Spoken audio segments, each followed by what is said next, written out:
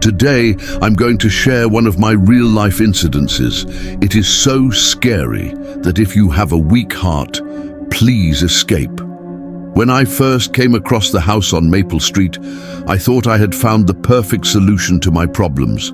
Rent had been eating away at my paychecks, and I was desperate for something cheap. The landlord, an older man with pale, watery eyes, offered me a big two-story house for almost half the price of anything else I had seen. It felt like luck.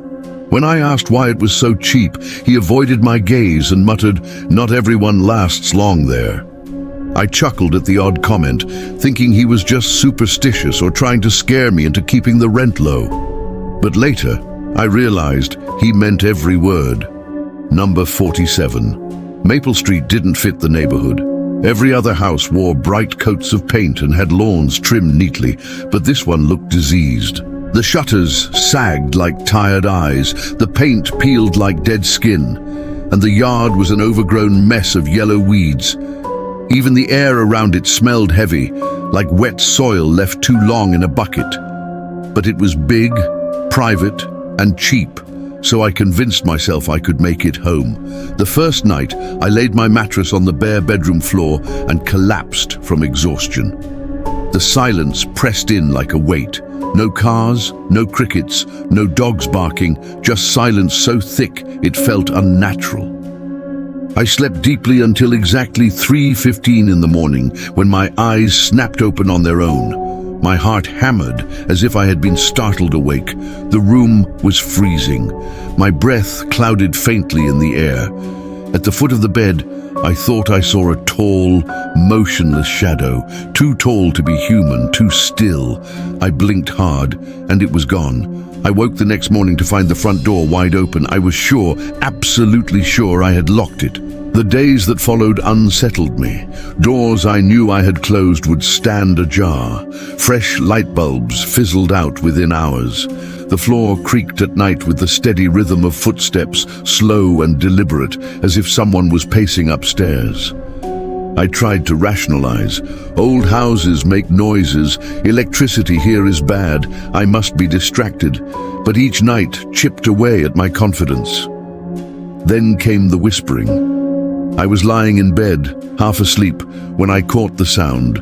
Soft, almost like a breeze carrying words. At first, I thought neighbors might be outside, but when I pressed my ear to the wall, the whispers sharpened, low, rhythmic, like chanting.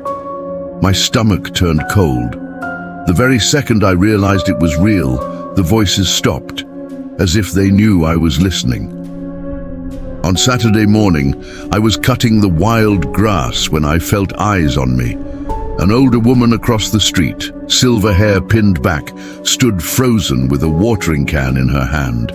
She crossed over, keeping her voice low, as if afraid the house might overhear. "You're living there now?" she asked, nodding at number 47. "Yes," I said, trying to sound casual. "Something wrong with it?" Her lips pressed thin. Families don't last long. Some pack in the middle of the night and never return. Some don't make it out at all. I tried to laugh it off, but she didn't smile. She just shook her head, hurried back to her porch, and slammed her door. That night, I noticed every curtain on the block was drawn shut. No one looked toward my house. It was like they were pretending it didn't exist. The basement door called to me like a dare. For days I avoided it, walking past quickly, refusing to even glance at it. But curiosity is dangerous. One afternoon I forced myself to open it. The smell hit me first, damp, earthy, like soil mixed with rust. I switched on a flashlight and crept down the groaning steps. The basement floor was packed dirt, the walls rough stone. Old shelves leaned in the corner, cluttered with broken jars and rusted tools. And then I saw it. In the far corner, a circle of symbols carved deep into the earth. The edges were blackened, as if burned into place. In the center sat a small wooden chair, facing the wall. The air grew thick, pressing against my lungs. My flashlight flickered once, then died. Panic shot through me. I stumbled up the stairs, slammed the door shut, and leaned against it, gasping. That night, I dreamed of the basement. Except in my dream, the chair wasn't empty.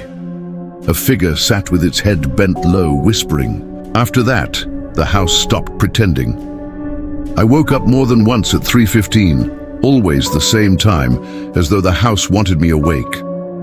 One night, my bedroom door was open wide. In the hallway, a man stood, tall, impossibly thin, his skin a dull gray, his eyes black voids. He didn't move, didn't blink, didn't breathe, he just stared. My scream stuck in my throat. I blinked, and he was gone. In the morning, muddy footprints trailed from the basement stairs to my bedroom door. One evening, cleaning in the attic, I pried up a loose board and found a diary. Its leather cover cracked, its pages brittle. The handwriting inside was shaky, desperate. It belonged to a woman named Margaret. Her first entries were ordinary. Her husband working late, the cold creeping into the house, the drafty windows. But soon the words grew frantic. She wrote about voices whispering in the walls, shadows that moved on their own, her husband murmuring to things she could not see. The last entry froze my blood. The house won't let me leave. The doors don't open anymore. He says the house belongs to them now. If anyone finds this, burn it. Don't listen to the voices. The ink at the bottom smeared, like a trembling hand had dragged across the page. Or maybe blood. After reading it, I felt the house tightening around me. I woke more than once, standing in the basement, staring at the circle. One time, I came to and found myself sitting in the chair inside the symbols, my hands bleeding from cuts as though I had been carving into the dirt myself. My reflection in the bathroom mirror lagged behind, blinking a second late. My skin grew pale, my eyes hollow. The neighbors no longer met my gaze.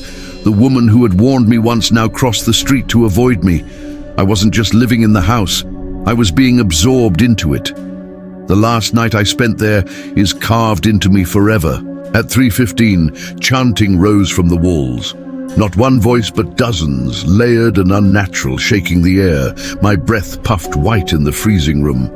The man appeared again in the hallway, but this time he wasn't alone. Behind him stood a crowd. Men, women, children, their eyes all black, their skin drained of life. Their mouths moved in silent rhythm, their faces blank as they stepped closer. Terror surged through me. I bolted down the stairs, heart hammering. I reached the front door and yanked the knob. It wouldn't turn. The wood pulsed under my hands like living flesh. I screamed, threw my body against it again and again, until finally it burst open. I stumbled into the street, sucking in the night air like I had been drowning. Across the road, neighbors stood at their windows, faces pale behind curtains. Not one opened their door, not one helped. They just stared.